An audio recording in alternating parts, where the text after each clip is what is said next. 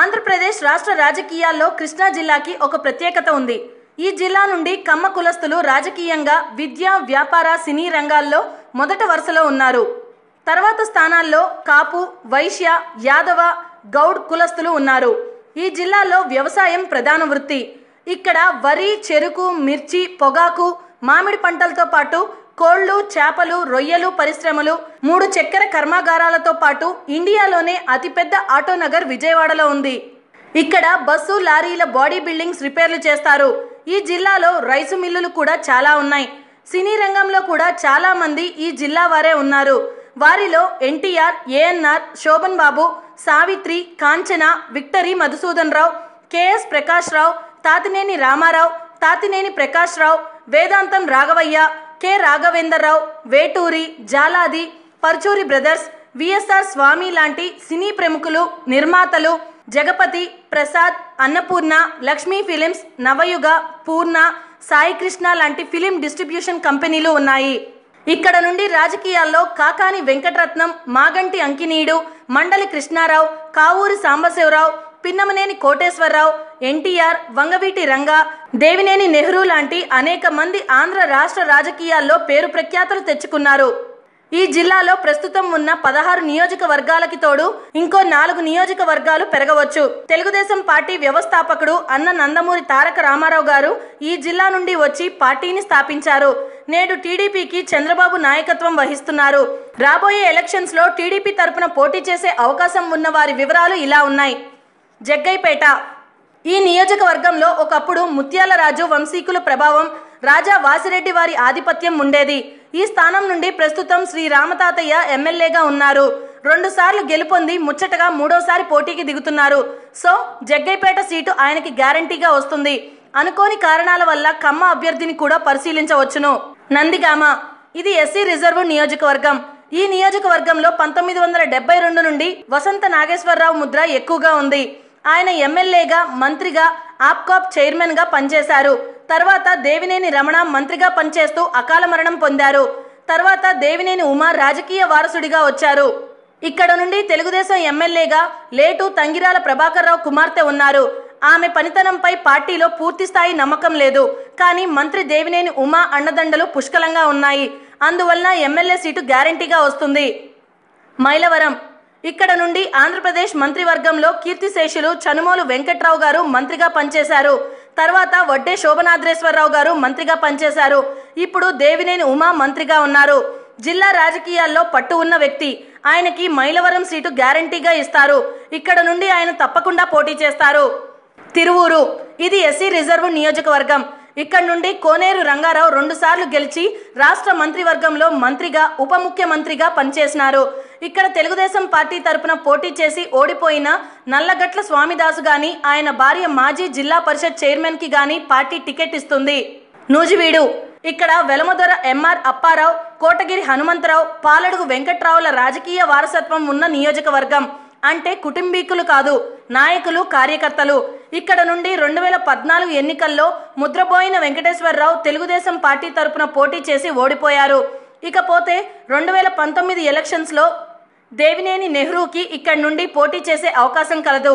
ఆయన రాని పక్షంలో ముద్రబోయిన వెంకటేశ్వరరావుకే అవకాశం కలగవచ్చు.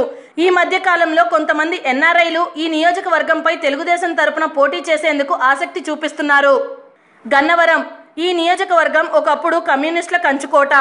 పుచ్చలపల్లి సుందరయ్య కంచుకోటగా చెప్పవచ్చు.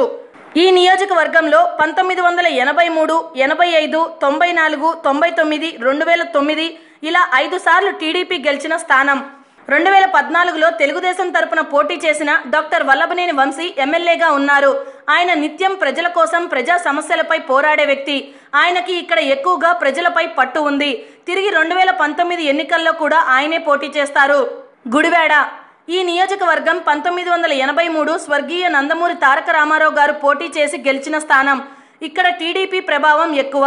1983, 85, 94, 99, 2004, 2009 ఇలా 6 సార్లు టీడీపీ గెలిచిన నియోజకవర్గం.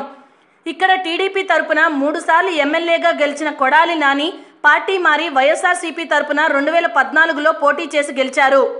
నానిపై టీడీపీ తరపున రావి వెంకటేశ్వరరావు పోటీ చేసి ఓటమి పాలయ్యారు.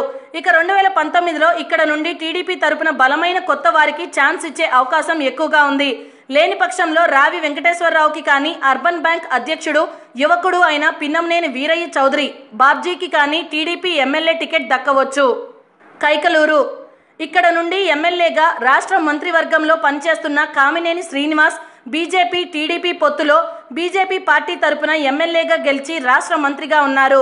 ఆయన 2019లో పార్టీ మారి టీడీపీ తరపున పోటీ చేయవచ్చు. లేని పక్షంలో ఎరినేని కుటుంబానికి గాని, కాపులకి గాని ఎమ్మెల్యే టికెట్ దక్కవచ్చు. పెడన ఈ నియోజకవర్గంలో ప్రస్తుతం ఎమ్మెల్యేగా ఉన్న కాగిత వెంకట్రావు గతంలో 2 సార్లు ఎమ్మెల్యేగా చేసి ఉన్నారు. మరియు టీటీడీ చైర్మన్గా పనిచేసిన అనుభవం ఆయనకి ఉంది.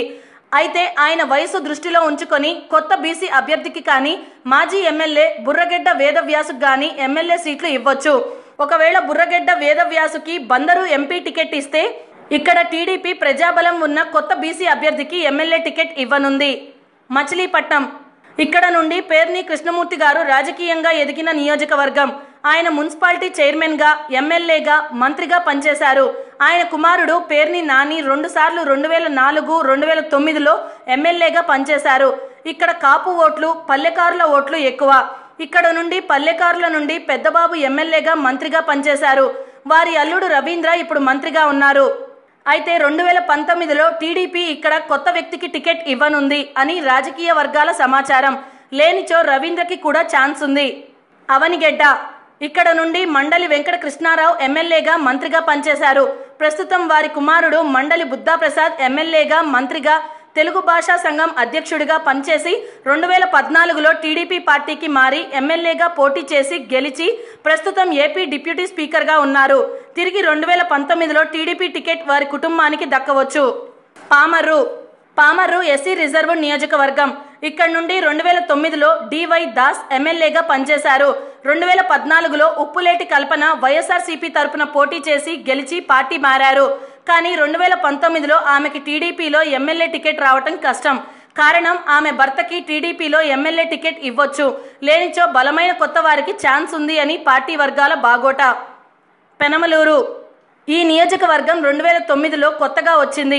ఇక్కడ మొదటిసారి ఎమ్మెల్యేగా కొలుసు పార్థసారథి గెలిచి మంత్రిగా పనిచేశారు. 2014 ఎన్నికల్లో కృష్ణా జిల్లాలోనే ఎక్కువ మెజారిటీతో బోడే ప్రసాద్ ఇక్కడ ఎమ్మెల్యేగా గెలుపొందారు. ఇక 2019లో ఇక్కడ టీడీపీలో ఎమ్మెల్యే టికెట్ దేవినేని నెహ్రూకి కానీ, ఆయన కుమారుడు దేవినేని అవినాష్కి కానీ దక్కనుంది. ఒకవేళ దేవినేని కుటుంబం విజయవాడ నుండి పోటీకి ఆసక్తి చూపిస్తే తిరిగి బోడే ప్రసాద్కే ఎమ్మెల్యే టికెట్ దక్కనుంది. విజయవాడ తూర్పు ఇక్కడ గద్దె రామ్మోహన్ రావు ఎమ్మెల్యేగా ఉన్నారు. తిరిగి 2019లోనూ టీడీపీలో ఎమ్మెల్యే టికెట్ ఆయనకే ఇవ్వచ్చు. ఆయన కానిచో దేవినేని నెహ్రూ కుటుంబానికి ఇవ్వచ్చు. కానీ ఎక్కువ శాతం గద్దెకే అవకాశం ఉంది. విజయవాడ సెంట్రల్ ఇక్కడ నుండి బొండా ఉమామహేశ్వరరావు ఎమ్మెల్యేగా ఉన్నారు. తిరిగి ఆయనకే ఎమ్మెల్యే టికెట్ ఇస్తుంది. ఈయన వాయిస్ ఉన్న కాపు లీడర్గా వ్యవహరిస్తున్నారు. విజయవాడ పశ్చిమ ఇక్కడ నుండి జలీల్ ఖాన్ ఎమ్మెల్యేగా వైఎస్ఆర్సీపీ తరపున గెలిచి పార్టీ మారి టీడీపీ గూటికి చేరారు. 2019లో టీడీపీ ఇక్కడ ఆయనకి గాని, ఆయన కుటుంబ సభ్యులకి గాని టికెట్ ఇవ్వచ్చు. లేని పక్షంలో ఎమ్మెల్సీగా ఉన్న బుద్ధా వెంకన్నకి కూడా అవకాశం ఉంది. ఇదండి కృష్ణా జిల్లాలో 2019లో టీడీపీ ఎమ్మెల్యేలుగా బరిలోకి దిగే అవకాశం ఉన్న వారి జాబితా. నేను ఒకటే చెప్తున్నా, ఖబర్దార్ జాగ్రత్తగా ఉండండి. తెలుగు జాతితో పెట్టుకున్న వారు ఎవ్వరూ బాగుపడలేదు, బాగుపడడు.